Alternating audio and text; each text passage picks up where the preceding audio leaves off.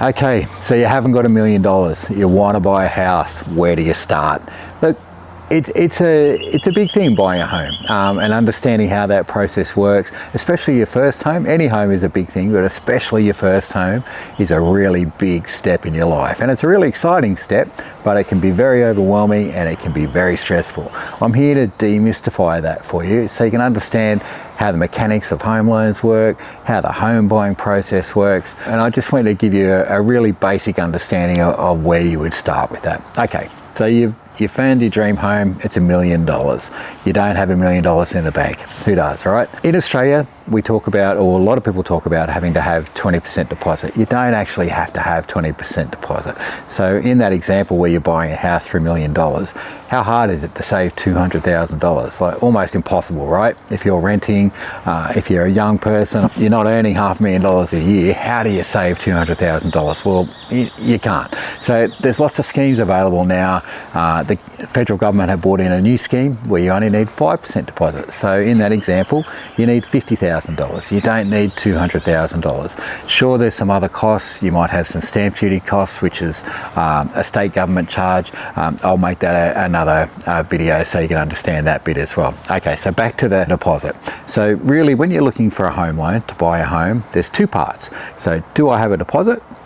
No, I don't have 200 grand, okay. And then if I do have a deposit, how do I get a loan for that $800,000? How do I service that loan? That is, how do I repay that loan? So we will look at your income. So there's really two parts to it. One, do I have a deposit? And two, once I have the debt in place and I've made my house purchase, can I afford to repay that loan, right? Okay, so back to the deposit. So the $200,000 has now shrunk down to $50,000 in our $1 million example. We'll just use the $1 million because it's easy to understand the figures that way. If you've got your house deposit saved up, amazing, well done. Like, it's not easy to do. If you're paying rent, you're trying to live, we all know the cost of living is pretty high at the moment. You got to go out, you got to socialise, but you have to save as well, right? And it takes a lot of discipline to do that. And if you've got there, that's amazing. If you're still going, keep going, because it is attainable. People do it. I talk to people every day who have done it. You just got to have a savings plan in place, and you got to have a goal. So you put $50,000 up on your fridge, write it on a piece of paper on your fridge, and every time you go to your fridge, you can look at how far you've got to go. You can think about that. Do I need that extra bit of, do I need Uber Eats tonight? Can I do something a bit cheaper that'll save me a few bucks, and I can save those few dollars, and that'll get me closer and closer. So you've got your $50,000 in the bank. Now what? Okay, so you'll talk to somebody like me, like a broker, and say, you'll give me a call and you'll say, I've got $50,000 in the bank, I've got a house I want to buy, what do I do next? Okay, so then we'll start looking, we'll ask you lots of questions about your job, how long you've been in your job, how much you earn, where you're living at the moment, what your household situation is. Are you married? Are you single? Do you have kids? Do you not have kids? All those kind of things, they all come into play. So we'll ask you lots of questions to get to know you. We need to know who you are and what your spending habits are like. We can understand a bit more about you. That's really what it comes down to. So once we can understand where you're at, we'll start doing some figures for you. So let's go back to the deposit and the whole 20% situation. So only having to have 5%, okay, where does the other 15% come from? Well, obviously you're going to borrow that money, right? If you don't have that money, you're going to borrow it. So you'll borrow that 15%. But if you don't access one of the government schemes, or you're not a first home buyer and you can't access one of the government schemes, then the way it works is that your lender, whichever bank you go to, will charge you mortgage insurance on that extra 15%. So they'll say, okay, you've only got $50,000, you need to borrow $950,000. They will need to insure their risk against that other $150,000 that you're borrowing. So the way that happens is that they go to a mortgage insurer, their mortgage insurer will charge you a premium, and that gets added onto your loan. So what that does is that covers the lender in case things go wrong with your loan.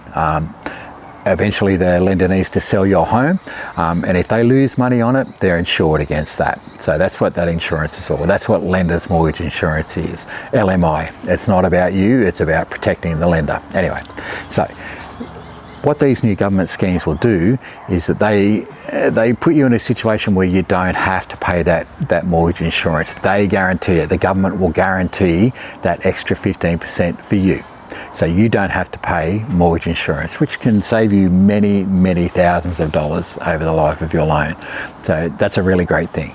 Moving on from your house deposit, now we're going to look at your serviceability, what we call serviceability and what lenders call serviceability. And that's your ability to repay the loan that you've taken out. So we will look at your income and we'll see, okay, well, you earn X amount of dollars, can you afford that loan with your situation?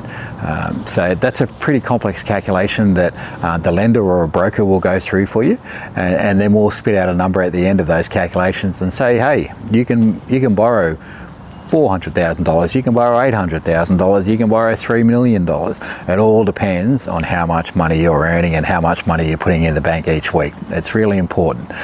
So that's what we look at. So once we understand what you're servicing, or once we understand how you can or how much debt you can service, then we go through the motions of putting an application into a lender on your behalf. So we'll work through all the options for you. We've got access to almost 70 lenders, and we can see what's out there in the marketplace and what lender is going to suit you the best, who's got the best rate, who's got the most flexible circumstances, who's got a loan that's going to suit you and your situation. If you walk into a bank and you try and get a loan from that bank, they're really going to put you in to one of their bank's products. That's what they're there to do. You know, they're there to put you, or you've walked in and you said, I want a loan, they're going to put you into one of their loans, whether it suits you exactly or not, you know. That's where we have an advantage. We have access to all the lenders out in the marketplace, or the majority of them, and we can find the loan that suits you the best, that fits your situation. It's not about making sure that the product is right for the shareholder. We're going into bat for you. We want to make sure that you're in the best product, and the product that suits you is tailored to you to make sure that it's going to work for you and your family. That's what we're about. So once we've found the right product, we'll talk you through that. We understand what you want out of your home loan. We'll ask you a series of questions to get there. Do you want fixed rates? Do you want variable rates?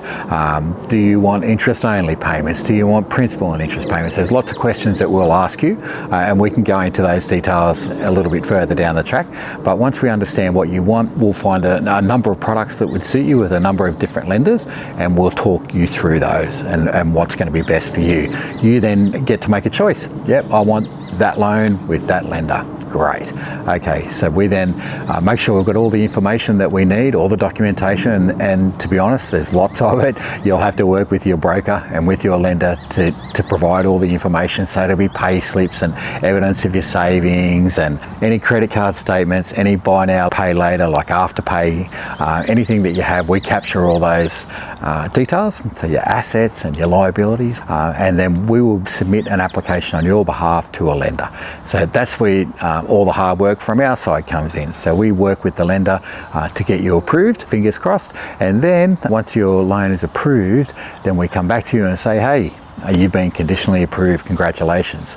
So what that means is that you're now okay to go and house hunt and go and purchase a house for the amount of money that we've discussed with you, and that might be $500,000, it might be $5 million, but you know exactly how much you've got to spend on the house. This is the exciting bit. This is where it gets fun. So you might be wondering why we take on all this hard work and why we do all of this. Well, obviously we make a living out of this. An easy way to understand what we do is pretend you're a sports person and we're your agent.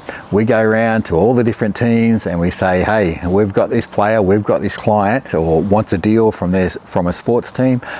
They'll go into bat for you exactly the same way we were going to bat for you. We want to make sure that we put you with a lender who's going to value you as a client.